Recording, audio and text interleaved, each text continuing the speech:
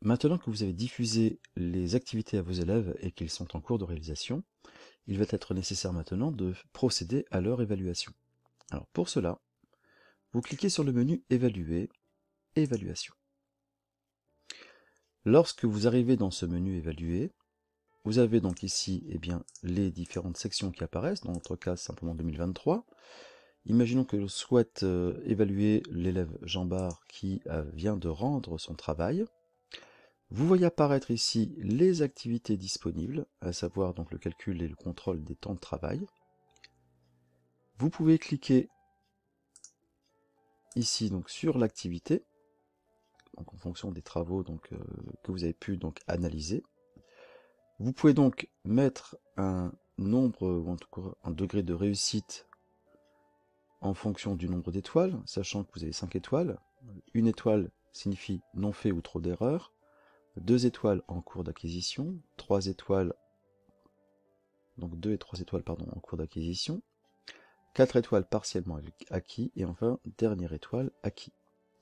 Vous avez la possibilité de rajouter aussi une note sur 20 points, 30 points, 10 points par exemple. Imaginons que l'on mette 8,5 sur 10 pour l'activité qui a été acquise. Vous devez donc taper 0, 8, 5, 0 et 10 ensuite, afin de bien faire apparaître donc ici les éléments. Alors cette explication-là, elle vous est donnée dans le petit carré vert, à savoir l'aide à la saisie, dans lequel on dit, voilà, pour une note de 8,5 sur 10, il faut taper 0,8, 5, 0, 1, 0. Vous pouvez ajouter un commentaire à partir donc de l'activité.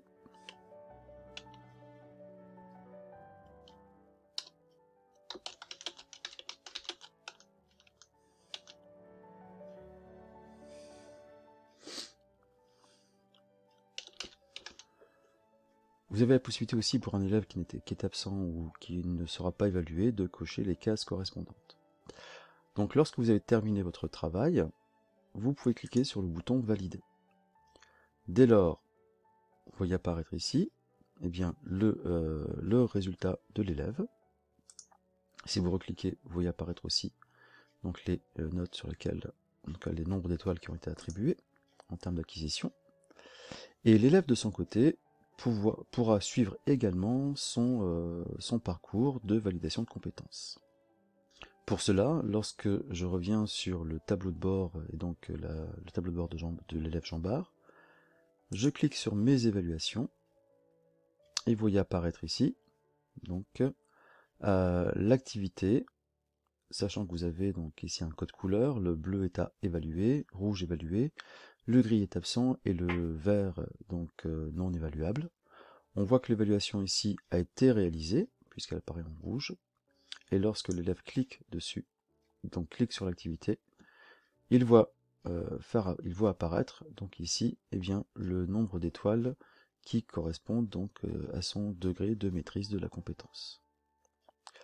Il a la même chose de son côté aussi, où il peut traiter son score en fonction des situations ou des pôles de compétences. Donc là on est en pôle 3 sur l'activité RH.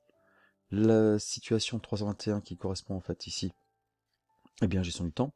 Donc vous voyez qu'en fait ici, ce qui est très important, c'est de choisir aussi les bons tags afin de repérer finalement ici on pourrait dire les activités.